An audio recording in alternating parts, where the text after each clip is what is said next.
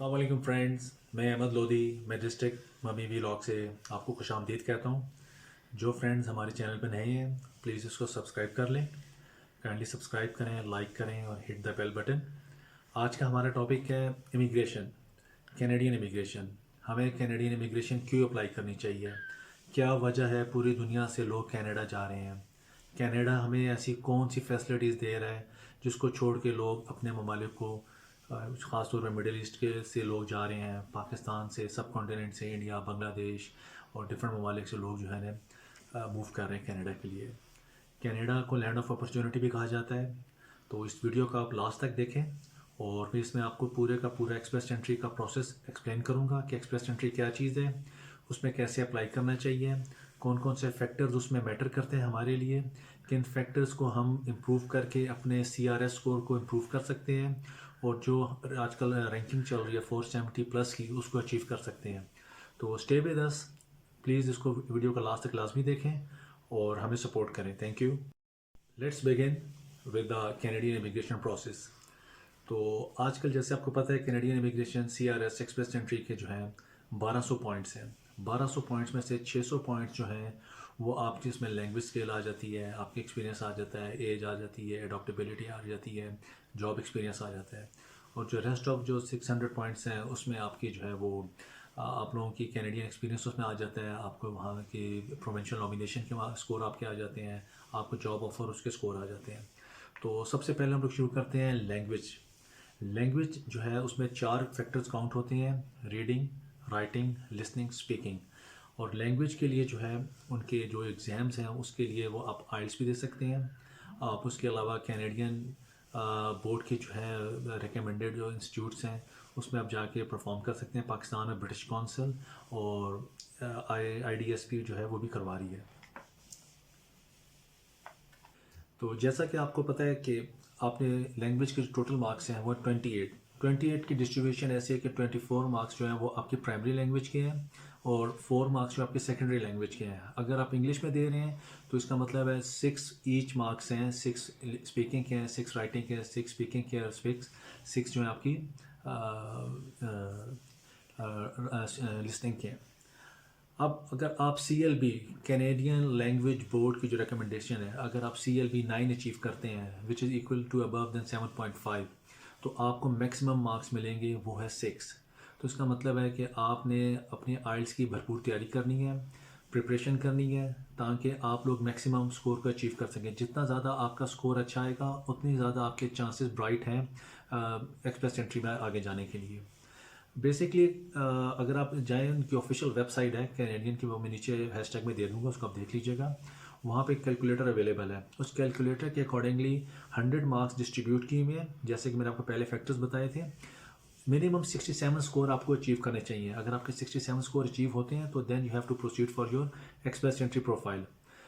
और इसी तरह अभी अगर आपकी लैंग्वेज इंग्लिश लैंग्वेज आपकी प्राइमरी लैंग्वेज है तो आप ये मेक इंश्योर करें कि आप 7.5 अबव आप उसमें से अचीव करें और आप लोग मैक्सिमम स्कोर्स में से लें ताकि 24 आउट ऑफ 24 आप लोग अचीव कर सकें। उसके बाद आगे चलते हैं हम लोग एजुकेशन के ऊपर। एजुकेशन के जो मार्क्स हैं, जैसे कि आपको पता है कि कनाडा में जो है किसी भी मुल्क से अगर आप आते हैं तो आपको उनकी जो अपनी एवेल्यूशन है डिग्रीज़ की वो लाजमी करवानी पड़ती है। और डिग्री एवेल्यूशन के लिए जो है उन्होंने चंद डिफरेंट ऑर्गेनाइजेशंस के साथ कोऑर्डिनेशन की हुई, जिनको आप अपनी यूनिवर्सिटीज़ की डिग्रीज़ और जो भी आपकी लास्ट लेवल डिग्री आप उनको भेजते हैं वो उसको एवेल्यूएट करते हैं और इसके अकॉर्डिंगली वो आपको बताते हैं कि आपकी डिग्री जो है वो कहाँ पे स्टैंड करती है। अगर आपने इंजीनियरिंग की है तो क्या ये इंजीनियरिंग कैनेडियन इंजीनियरिंग के अकॉर्डिंगली है कि नहीं है, और इसी तरह वो आपको जो है ना उसकी बेस के ऊपर आपको स्कोर मिलते हैं। तो अभी आपको मैं जो है ना इसके ऊपर फर्दर एक्सप्लेन करता हूँ कि जब आप एजुकेशन के परफॉर्म में आएंगे तो आप 3-4 डिफरेंट इंस्टीट्यूट्स हैं जो आपकी डिग्री को वैलिडेट करते हैं, जिसमें सबसे पहले WES है, उसके बाद हमारे पास जो है वो ICAS है और जो थर्ड वन है वो IQAS है। मोस्टली लोग जो हैं वो WES को प्रेफर करते हैं, वर्ल्ड एजुकेशन सर्विसेज को। वो लोग तकरीबन फ़ीस सभी की सेम है। जो WES की फ़ीस है वो अराउंड $220 कैनेडियन है। एंड ये लोग तकरीबन 30 से 35 वर्किंग डेज देते हैं आपकी डिग्री को वैलिडेट करने के लिए। इसका प्रोसेस भी बड़ा सिंपल सा है। आपने उनकी वेबसाइट पे जाना है, जाके आपने अपना अकाउंट बनाना है। अकाउंट बनाने के बाद आपने जो रिक्वायर्ड फ़ी है वो आपने क्रेडिट कार्ड के थ्रू या डेबिट कार्ड के थ्रू पे करनी है, और वो आपको एक लेटर दे देंगे। उस लेटर को आपने अपनी बोर्ड में लेके जाना है, मैट्रिक बोर्ड के लिए और इंटरमीडिएट बोर्ड के लिए। वो आपकी मैट्रिक और इंटरमीडिएट की जो सर्टिफिकेट्स हैं वो उनको वेरीफाई करेंगे, उनकी फोटोस्टेट कॉपीज़ को, और आपको सील एनवेलप में दे देंगे। इसी तरह आपने इसको लेकर हायर एजुकेशन कमीशन में जाना है यूनिवर्सिटी वेरिफिकेशन के लिए, और वो भी फ़ोटोकॉपी को स्टैम्प करके सील एनवेलप में दे देंगे। और ये आपने डॉक्यूमेंट्स इनको पाकिस्तान से TCS करवाने हैं WES के एड्रेस के ऊपर, और उसके बाद जो 30 से 35 दिन लेते हैं आपके डॉक्यूमेंट्स को वेरीफाई करके, और आपको बताते हैं कि आप आया इंजीनियरिंग आपकी वैलिडेट हो गई है, और उसके अगेंस्ट आपको जो भी मार्क्स हैं वो एक्सप्रेस एंट्री प्रोफाइल में आपको शो हो जाएंगे। ये इंपॉर्टेंट फैक्टर है, इसको करना लाजमी है। मेरा आप भाइयों से मशवरा देना चाहूँगा कि आप लोग लाजमी कनाडा के लिए एक चांस लें, ख़ास तौर पे वो लोग जिनकी एज इस वक्त 30 साल के से कम है, इंजीनियरिंग डिग्री उन्होंने की भी है, और अगर MS किया हुआ है तो वो सोने पे सुहागा वाली बात है। और अगर उनका जॉब एक्सपीरियंस जो है वो 3 to 6 ईयर है तो वो उनके ब्राइट चांसेस है इसको अचीव करने के लिए। और जैसा कि मैंने आपको बताया था कि 3 ऑर्गेनाइजेशंस हैं जो इंजीनियरिंग की डिग्रीज़ वगैरह को और अकाउंटिंग के उससे रिलेटेड डिग्रीज़ को जो है वेरीफाई करती हैं। इसी तरह अगर कोई भाई जो है जिनका प्रोफेशन मेडिकल से रिलेटेड है या फार्मेसी से रिलेटेड है, तो उनके लिए डिफरेंट ऑर्गेनाइजेशंस हैं जिनको अपनी डिग्रीज़ वगैरह भिजवा के वैलिडेट करवा सकते हैं, जिसमें मेडिकल काउंसिल ऑफ कनाडा वो डॉक्टर्स के लिए है, और फार्मासिस्ट के लिए जो है वो pharmacy examining board of Canada है। तो इनको आप अपनी डिग्री भिजवा के वैलिडेट करवा सकते हैं। तो सबसे पहले काम तो आपने ये करना है कि आप लोगों ने अपने आइल्स की भरपूर तैयारी करनी है। आइल्स को टाइम दें, पैरेलली आप लोग अपनी डिग्रीज़ को वैलिडेट करवाएं, उसको भेजें। ये तकरीबन 2 महीने का टाइम है। इस 2 महीने में जब तक आपकी डिग्रीज़ वैलिडेट होकर आती हैं आप आइल्स की बेहतरीन तैयारी करें, चाहे उसको आप घर पे बैठ के खुद यूट्यूब से करें, किसी से हेल्प आउट लें। आइल्स की जो बेसिक टेक्निक्स हैं उसको आप लर्न करें ताकि आपका मैक्सिमम स्कोर आए। अगर स्कोर पहली दफ़ा कम भी आता है, सब में आपका 7.5 नहीं आता, तो आप उसको दोबारा ट्राई दें। ठीक है, आइल्स की फ़ीस भी पाकिस्तान में अराउंड 40,000 रुपीज़ होगी, या थोड़ी सी उससे प्लस या माइनस होगी, तो इसको लाजमी आप चांस दें। कनाडा जाने की वजह क्या है, लोग क्यों जाना चाहते हैं? आगे चलने से पहले फिर मैं आपको एक्सप्लेन करूँ। कनाडा के जो सबसे बड़ा प्लस पॉइंट है कि कनाडा जो है वहाँ पे आपको जो है वो तमाम सोशल बेनिफिट्स मिलते हैं। सोशल बेनिफिट्स के अंदर टॉप ऑफ द लाइन आपको फ्री हेल्थ मिलती है। इसको मैं ज़रा और क्लियर कर दूँ, फ्री हेल्थ बेनिफिट्स मिलते हैं, डॉक्टर एग्जामिनेशंस वगैरह, हॉस्पिटलाइजेशन वगैरह, एक्सक्लूडिंग मेडिकेशन। उसके बाद आपकी किड्स की जो एजुकेशन है वो अप टू 12th स्टैंडर्ड वो फ्री ऑफ कॉस्ट है। यूनिवर्सिटी के लिए जब बच्चे जाते हैं तो उनको जो कनाडा का जो गवर्नमेंट है वो उनको लोन्स वगैरह प्रोवाइड करती है जो फ्री ऑफ इंटरेस्ट लोन्स हैं, और उसकी बेस के ऊपर जो है वो यूनिवर्सिटी एजुकेशन को परस्यू कर सकते हैं। उसके बाद आप लोगों को बच्चों के किड्स बेनिफिट मिलते हैं। आप लोगों की इनकम के अकॉर्डिंगली, जो भी आपकी इनकम रेंज है उसके अकॉर्डिंगली आपको मंथली बच्चों के बेनिफिट मिलते हैं। आपको टैक्स रिटर्न्स मिलते हैं, आपको ओल्ड एज बेनिफिट्स मिलते हैं, आपको पेंशन मिलती है। आपको सबसे बड़ा चीज़ ये है कि आपको लाइफ सिक्योरिटी है, आपको आपकी लाइफ का स्ट्रेस नहीं है। आप कुछ भी करें, आपको एक अच्छी आज़ाद ज़िंदगी, खुशहाल ज़िंदगी और पुरसकून ज़िंदगी गुजार सकते हैं बग़ैर किसी हसल के, बग़ैर किसी परेशानी के। हर बंदे की इज़्ज़त, हर बंदे की रिस्पेक्ट है जो कनाडा में काम करे, चाहे आप किसी स्टोर पे काम कर रहे हैं या आप डॉक्टर इंजीनियर हैं, एवरीवन हैव अ रिस्पेक्ट, और वो रिस्पेक्ट गवर्नमेंट भी देती है और लोग भी देते हैं। तो इसलिए हम लोग क्यों नहीं जाते, पाकिस्तानी या मिडिल ईस्ट से लोग या इंडिया से, सबसे ज़्यादा फ़िलिपीन से लोग आ रहे हैं, नाइजीरिया से लोग आ रहे हैं, चाइना से लोग आ रहे हैं। तो हम लोगों को जाना चाहिए, हम लोगों को एक सेकंड डोर अपॉर्चुनिटी होनी चाहिए, स्पेशली प्रोफेशनल्स के पास लाजमी।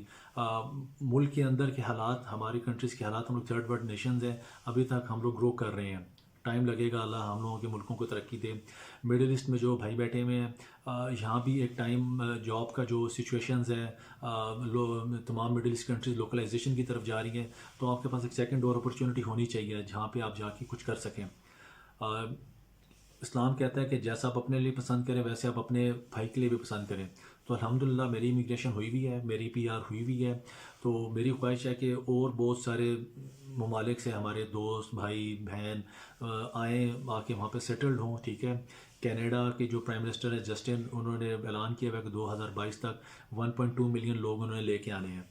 तो कनाडा पूरी दुनिया से लोग लेके आ रहा है। उसकी एक और इम्पॉर्टेंट वजह भी ये है कि वहाँ पे ओल्ड लोगों की रेशो ज़्यादा है, उनको यंग ब्लड चाहिए, यंग जनरेशन होनी चाहिए, स्किल्ड पीपल चाहिए।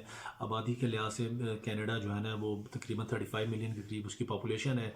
रकबे के लिहाज से दुनिया के पहले 5 बड़े मुल्कों में आता है, तो इसलिए वहाँ पे बहुत ज़्यादा अपॉर्चुनिटीज़ है। Secondly Canada next to America है। आप लोग कैनेडियन पासपोर्ट के ऊपर अमेरिका में जाके बिज़नेस कारोबार आप लोग सब कुछ कर सकते हैं, फ्रीली आ जा सकते हैं, ठीक है। कैनेडियन पासपोर्ट आपको दुनिया के 160 ममालिक से ऊपर विदाउट वीज़ा आपको ट्रैवल कर सकते हैं, ठीक है। तो इस तरह बहुत सारे बेनिफिट्स हैं। तो दोबारा भी आते हैं आप लोगों के एजुकेशन के पॉइंट के ऊपर। दोबारा एजुकेशन के मैक्सिमम 25 पॉइंट्स हैं। 25 पॉइंट की जो डिस्ट्रीब्यूशन है, जब आपकी डिग्री WS से वैलिडेट होकर आ जाएगी, इंजीनियरिंग है तो उसके मेरा ख्याल है 20-22 पॉइंट होंगे, अगर MS है तो उसके एक पॉइंट ज़्यादा होगा, अगर डॉक्टरेट है तो उसके पॉइंट थोड़े और ज़्यादा होंगे। तो कुल मिला के 25 पॉइंट बन जाते हैं एजुकेशन के।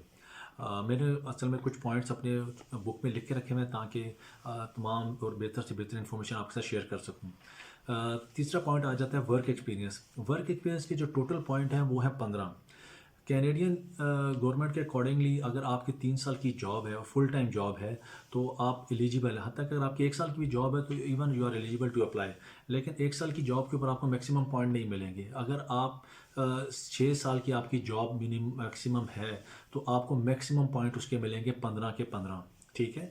तो इसका मतलब अगर एक भाई या कोई बहन हमारी जिसने 22-23 साल की उम्र में अपना बैचलर किया है और उसके बाद उसने 6-7 साल जॉब किया है, तो वो उसका जॉब का एक्सपीरियंस भी जो है वो 6 ईयर प्लस है, उसकी एज भी 30 से लेस है। क्योंकि जो आपकी एज अगर 30 से 35 साल तक है तो आपको एज के मैक्सिमम पॉइंट मिलेंगे। 35 के बाद जैसे जैसे आपकी एज बढ़ती जाएगी आपके पॉइंट्स ड्रॉप होते चले जाएंगे। तो इसका मतलब है जिस भाई का 6 साल का एक्सपीरियंस है उसकी एज भी जो है वो 30 साल के अंदर है और उसका आइल्स का स्कोर भी ज़बरदस्त है, तो उसके लिए बेहतरीन ये टाइम है अप्लाई करने के लिए, ठीक है, एक्सप्रेस एंट्री में। और वो इजीली जो है ना अपने जो उसका रैंकिंग स्कोर है वो उसको अचीव कर सकता है। तो जैसा कि वर्क एक्सपीरियंस की बात हो रही है तो वर्क एक्सपीरियंस को जो है ना चेक करने के लिए उनका एक स्टैंडर्ड है जिसको वो NOC कहते हैं, नॉक, ठीक है, नेशनल ऑक्यूपेशन क्लासिफिकेशन।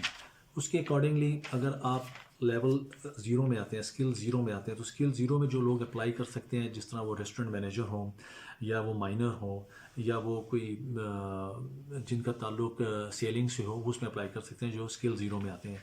जो स्किल A में आते हैं, स्किल A में मोस्टली इंजीनियर्स, अकाउंटेंट, प्रोफेशनल, इस तरह के लोग जो है ना, जिस तरह आप इंजीनियरिंग मैनेजर्स कह लें, वो स्किल A में आते हैं। और स्किल B में जो है लास्टली उसमें हमारे पास आ जाते हैं जिसमें बुचर हो गए, ट्रक ड्राइवर्स हो गए, इस तरह के लोग जो है वो स्किल B में आ सकते हैं। और एक और स्किल भी है जिसको स्किल D कहा जाता है, जिस पर लेबर्स और उसके अलावा क्लीनिंग स्टाफ, ठीक है ना, ये लोग यानी कि लोएस्ट लेवल की जॉब्स हैं वो स्किल D में कंसिडर होती हैं।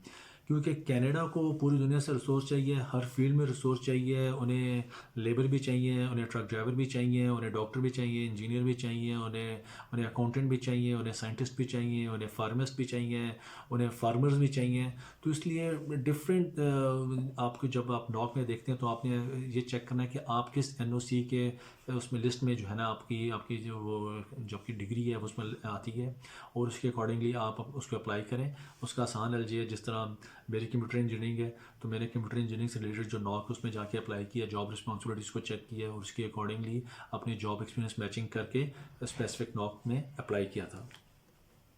तो जैसे कि जॉब एक्सपीरियंस की बात हो रही है, अगर आपका 1 साल का एक्सपीरियंस हो तो 15 में से आपको 9 पॉइंट मिलेंगे।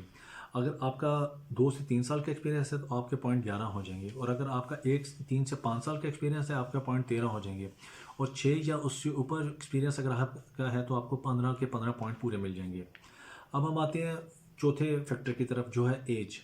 जैसा कि मैंने आपको पहले भी एक्सप्लेन किया कि अगर आपकी एज 35 साल से कम है तो आपको मैक्सिमम पॉइंट मिलेंगे। एज के मैक्सिमम पॉइंट 15 है। तो जैसे जैसे 15 से आपकी एज 35 से ऊपर चली जाएगी, आपके पॉइंट कम होते चले जाएंगे।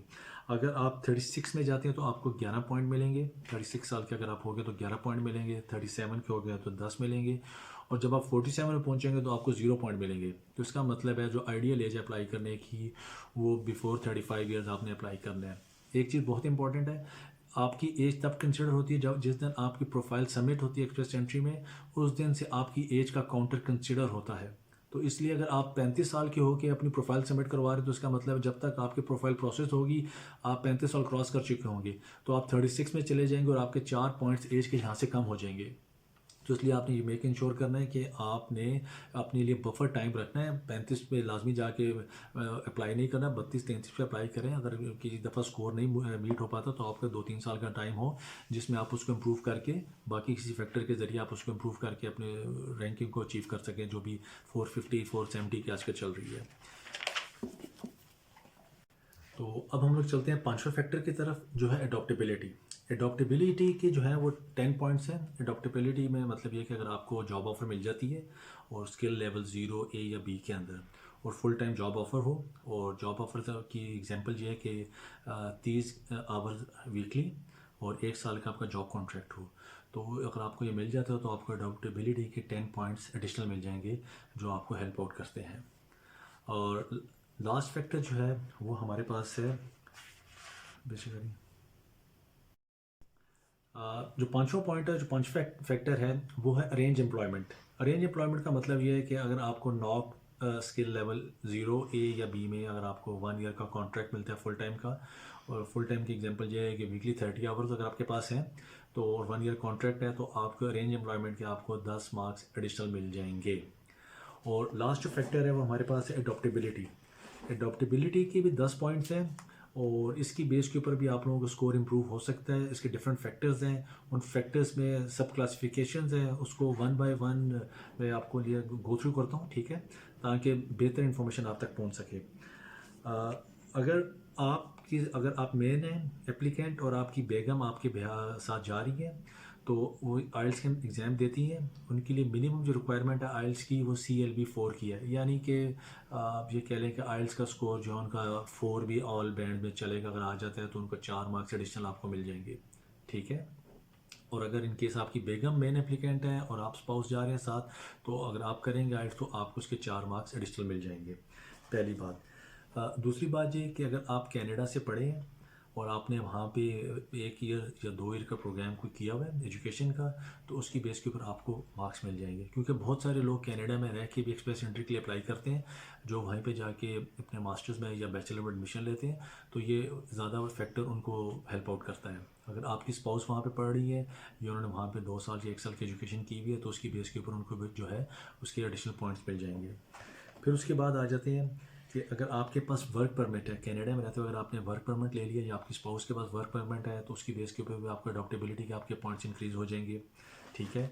अगर वर्क एक्सपीरियंस, अगर आपके पास कनाडा का वर्क एक्सपीरियंस 1 साल का है या आपकी स्पाउस के पास 1 साल का वर्क एक्सपीरियंस है, तो तब भी आपके अडॉप्टेबिलिटी के पॉइंट इंक्रीज़ हो जाएंगे। और अगर अरेंज एम्प्लॉयमेंट आपकी हो जाती है, यानी कि आपको फुल टाइम जॉब मिल जाती है, तो उसकी यहाँ पे भी आपको जो है वो अडॉप्टेबिलिटी के पॉइंट आपके इंक्रीज़ हो जाएंगे। जो लास्ट सबसे इंपॉर्टेंट फैक्टर है, क्योंकि बहुत सारे हम लोग के रिलेटिव्स होते हैं जिसमें आपके फर्स्ट ब्लड रिलेशन होना चाहिए, आपके पेरेंट्स हो गए, आपका भाई हो गया, बहन हो गया, आपके भांजे भतीजे हो गए, ये लोग आपको जो है ना, अगर आप वहाँ पे और आपको स्पॉन्सर करते हैं, स्पॉन्सर्स मुराद ये है कि आप उनकी इन्फॉर्मेशन शेयर करते हैं कि जी मेरे वो फर्स्ट ब्लड रिलेशन है, और जो भी स्पेसिफिक रिक्वायर्ड इन्फॉर्मेशन है वो आप शेयर करते हैं, तो उसकी बेस के ऊपर भी आपके जो है अडॉप्टेबिलिटी के पॉइंट आपको मिलेंगे। अब सबसे जो इम्पोर्टेंट चीज़ है कि हम लोगों को अपने पॉइंट्स को इंक्रीज़ कैसे करना है। हम लोगों को ये तो बेसिकली मैंने आपको बताया था कि 100 में से 67 आपने अचीव करने हैं। जब आप 67 उस कैलकुलेटर में करेंगे जाके, आप इन सारे फैक्टर्स को देखते हुए, तो फिर आपने एक्सप्रेस एंट्री की प्रोफाइल बनानी है। वो प्रोफाइल आपको हर रैंक में जो 600 मार्क्स हैं उनकी अलग क्लासिफिकेशन है, उसमें आपको वो पॉइंट देती चली जाएगी। अच्छा, अब इसमें इंपॉर्टेंट चीज़ ये है कि आप लोग कोशिश करें, अगर आपके साथ आपकी मिसेज जा रही है तो वो भी आइल्स का एग्ज़ाम दें, ठीक है, और उनके भी आप स्कोर को यूज़ कर सकते हैं। और उनका जॉब एक्सपीरियंस है, कनाडा का है तो बहुत अच्छी बात है, और लोकल है तो आप बेशक उसको भी वेरीफाई करवा के अप्लाई कर सकते हैं। आप अपनी मिसेज की जो डिग्री है, अगर उन्होंने भी बैचलर्स या मास्टर्स किया हुआ है तो उसको भी आप वेस्ट करवा सकते हैं। तो ये सारे वो फैक्टर्स हैं जो आपके पॉइंट्स को इंक्रीज़ करते हैं। जो बाकी के जो 600 पॉइंट्स हैं, जैसे मैंने आपको पहले बताया था, बाकी के 600 पॉइंट अगर आप किसी प्रोविंस में अप्लाई कर रहे हैं और वहाँ प्रोविंस की आप क्राइटेरिया को फुलफिल करते हैं, तो प्रोविंस आपको एक नॉमिनेशन लेटर दे देगा जिसकी बेस के ऊपर आपको 600 पॉइंट मिल जाएंगे। अगर आपने अप्लाई किया किसी भी प्रोविंस में, जॉब आई और आपको जॉब ऑफर लेटर आ गया पाकिस्तान या इंडिया या मिडिल ईस्ट में कहीं भी आप रह रहे हैं, तो उसकी बेस पर भी आपको 600 पॉइंट एडिशनल मिल जाएंगे। तो इसका मतलब ये हो कि 600 पॉइंट जो है वो आपको जो सेकंड फैक्टर है वहाँ से मिल गए। जो फर्स्ट फैक्टर है जिसके अंदर आपकी एज, एक्सपीरियंस, एडोप्टेबिलिटी, वर्क एक्सपीरियंस वगैरह, रेंज एम्प्लॉयमेंट, सारी चीज़ें आती हैं। तो अगर उसमें आपके 400 पॉइंट बनते हैं और दूसरी जगह से अगर आपके 600 बन रहे हो तो आपने 1200 में से 1000 पॉइंट ले लिया तो आप टॉप ऑफ द लाइन आ गए हैं और आपका विद इन 6 मंथ आपकी इमिग्रेशन हो जानी चाहिए। रिसेंटली जो इमिग्रेशन का जो स्कोर है, अब आपको मैं उस तरफ लेके चलता हूँ। अभी आज ही एक बैलेटिंग 13 फरवरी भी हुई है, एक 2 दिन पहले भी हुई है, ठीक है। लेकिन डिफरेंट प्रोग्राम्स चल रहे हैं, डिफरेंट प्रोग्राम्स की होती रहती है। लेकिन स्पेशली जो फेडरल स्किल्ड वर्कर के जो स्कोर इस वक्त चल रहा है वो 470 प्लस चल रहा है। आप लोगों ने, पहली बात यह कि कभी तो हिम्मत नहीं हारनी। आज से 4 महीने पहले स्कोर ड्रॉप होकर 431 पे भी आया है। तो आप लोगों ने अपनी प्रोफाइल बनानी है। प्रोफाइल को इम्प्रूव आपने कैसे करना है? आपने अपने आइल्स के स्कोर पे एफर्ट करनी है कि आप उसमें मैक्सिमम स्कोर गेन करें। अगर आप सेकंड लैंग्वेज की तरफ जाते हो तो वो फ्रेंच है। अगर आप फ्रेंच की बेसिक करते हैं, फ्रेंच की बेसिक आपने CLB4 अचीव करना है। जो भी इंस्टीट्यूट है उसकी जो मिनिमम रिक्वायरमेंट है फ्रेंच के लिए, अगर आप CLB4 फ्रेंच में ले लेते हैं जो बिल्कुल मिनिमम स्कोर है, तो आपको 4 पॉइंट वहाँ से भी आपके आ जाएंगे। और जबकि आप उसको जब एक्सप्रेस एंट्री में ऐड करेंगे तो उसके पॉइंट उतना ज़्यादा बनेंगे। उसके अलावा आपने अपनी एज के बेनिफिट को देखना है। अगर आपने बैचलर किया हुआ है और आपके पास टाइम है, सफिशेंट टाइम है, तो आप MS का प्रोग्राम उसमें एडमिशन आप ले लें, ठीक है, ताकि आपके MS एजुकेशन की बिहार पे आपके एजुकेशन के स्कोर आपका इंप्रूव हो जाए। क्योंकि अगर कहीं से आपका स्कोर कम हो तो कहीं से आपका स्कोर बढ़ जाए। अगर आपकी एज 35 हो गई है तो आपको कम से कम MS के स्कोर पे आपका स्कोर इंक्रीज़ हो जाएगा। तो इन सारे फैक्टर्स को ज़हन में रखते हुए आप लोग अपनी प्रोफाइल लाजमी बनाएं, उसके लिए अप्लाई करें। अच्छा, गवर्नमेंट की अब एक चीज़ इम्पॉर्टेंट है कि जी इस पर ख़र्चा कितना आता है, इसमें कितने पैसे देने पड़ते हैं हम लोगों को, या कितने पैसे हमारे पास फंड्स होने चाहिए कनाडा जाने के लिए। तो जो कनाडा जाने के लिए जो आपको फ़ी देनी है, फ़ी भी जो है वो बड़ी एक मिनिमल सी है। उसके बारे में मैं आपको जो है वो अपडेट शेयर कर देता हूँ। तो लोग पूछते हैं यार इसकी फ़ीस कितनी है, कितना इस पर ख़र्चा आएगा अगर मैं इमिग्रेशन के एक्सप्रेस एंट्री में अप्लाई कर रहा हूँ। अगर आप मेन एप्लीकेंट है तो आपकी जो फ़ीस है जो आपने अप्लाई सबमिट करवानी है वो $1325 है, ठीक है। अगर आपकी इमिग्रेशन सक्सेसफुल हो जाती है तो फिर आपने जो है वो परमानेंट रेजिडेंट फ़ी जो है वो सबमिट करवानी है जो $825 है। तो अगर आप इसको कैलकुलेट कर लें तो ये आपके बन जाएंगे $2150 ये बन जाएंगे, ठीक है जी, जो आपकी मेन एप्लीकेंट की फ़ीस है। अगर आपके साथ आपकी स्पाउस है तो स्पाउस की भी इतने ही पैसे हैं, उनकी भी $1325 जो है वो इमिग्रेशन की फ़ीस है और $825 जो है वो उनकी परमानेंट रेजिडेंस फ़ी है, ये आपको सबमिट करवानी पड़ेगी। अगर आपके साथ डिपेंडेंट है, आपके साथ छोटे बच्चे जा रहे हैं, तो हर बच्चे के लिए जो है $225 आपको एडिशनल पे करने पड़ेंगे। उसके अलावा जब आपका इमिग्रेशन का प्रोसेस सक्सेसफुल हो गया, अल्लाह करे इस वीडियो को देखने के बाद बहुत सारे जो दोस्त भाई देखने वाले हैं इस प्रोसेस की तरफ जाएं, सभी का अल्लाह करे काम हो। तो उसमें जो बायोमेट्रिक की आपको जाना पड़ेगा, बायोमेट्रिक की जो फ़ीस है वो आपको $85 पे करनी पड़ेगी। और आपको जो अगर फैमिली मेम्बर का अगर आप पैकेज ले लेते हैं जिसमें 2 से ज़्यादा फैमिली मेम्बर अगर आपके हैं तो टोटल $170 आपको पे करने पड़ेंगे बायोमेट्रिक के लिए।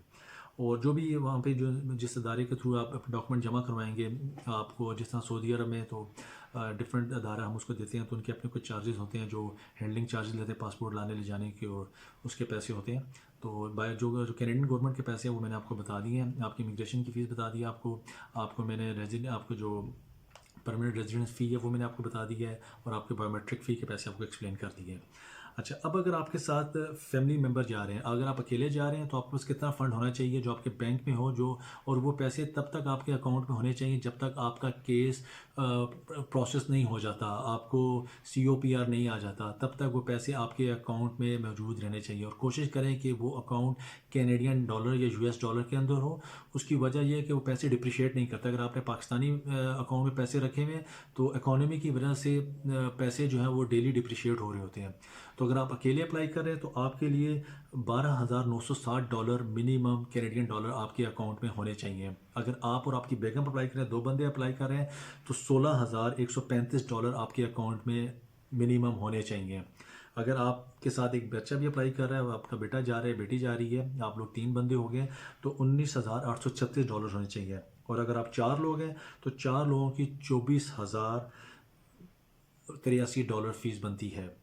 तो इसलिए ये पैसे आपके अकाउंट में होने चाहिए। कोशिश करें ये पैसे आप यूएसडी या कैनेडियन अकाउंट में रखें ताकि आपका पैसा डिप्रिशिएट ना हो। अगर आप पाकिस्तानी पैसों में रख रहे हैं तो उसमें कोशिश करें कि अगर आप अकेले अप्लाई कर रहे हैं तो आप उसमें $12,000 चाहिए, तो आप $16,000 के इक्वलेंट जो है या $14,000 के इक्वलेंट जो है पाक रुपीज़ अपने अकाउंट में रखें, ताकि अगर 6 महीने साल अगर आपके प्रोसेस को लगते हैं तो ये पैसे आपके डिप्रिशिएट हुई तो आपकी जो है वो आपको इम्पेक्ट ना करे। क्योंकि बहुत सारे केसेस ऐसे हुए हैं कि आपने दोस्तों ने अप्लाई किया, पाकिस्तानी अकाउंट में पैसे रखे हुए थे और वो पैसे बिल्कुल कैनेडियन डॉलर के हिसाब से रखे हुए थे, लेकिन साल बाद अगर आपने साल पहले कैनेडियन डॉलर रेट्स को 100 का था, आपने 100 के हिसाब पे 12 लाख रुपए बैंक में रख दिए, लेकिन साल बाद पता लगा कैनेडियन डॉलर एक 20 का हो गया, तो उसका मतलब आपके अकाउंट में 12 लाख होने चाहिए थे, लेकिन 10 लाख होने की वजह से आपका केस प्रोसेस नहीं हुआ और केस रिजेक्शन की तरफ चला गया। उसके और फर्दर प्रोसेस आपको अपील वगैरह करनी पड़ती है,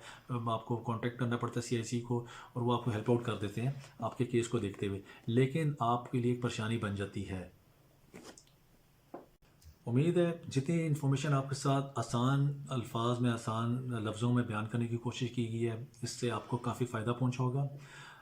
आप लोगों के लिए दुआ है, वेल विशेस हैं कि अल्लाह पाक आप लोगों के लिए भी नई राहें आपके लिए आसान फरमाए। और आपकी अगर कोई कमेंट्स हैं, कोई क्यूरीज़ हैं, आप उसको डेफिनेटली आप उसको हाईलाइट करें, और जहाँ तक मैं आपको उसके लिए कोई हेल्प आउट कर सकता हूँ तो मैं डेफिनेटली आपको उस पर रिप्लाई भी करूँगा। और अगर आपको मेरा ये व्लॉग पसंद आया, इसको लाइक करें, सब्सक्राइब करें, हिट द बेल बटन, ताकि जो भी आने वाली कोई नई वीडियो है वो सबसे पहले आप तक पहुँचे। अभी तो हमने की है फेडरल स्किल वर्कर के ऊपर ये ब्लॉग किया है, इसके बाद आने वाले जो है वो प्रोविंशियल नॉमिनीज़ के ऊपर मैं करूँगा, डिफरेंट प्रोविंस उनके डिफरेंट जो भी नॉमिनेशंस के जो स्ट्रीम्स हैं उसके ऊपर जो है ना मैं आपके साथ डिटेल शेयर करूँगा और अपनी आने वाली जर्नी के बारे में आपसे भी आपके साथ पूरी इन्फॉर्मेशन शेयर करूँगा। So wish you good luck all, thanks for watching, take care of yourself and your family. अल्लाह हाफिज़, अस्सलाम वालेकुम।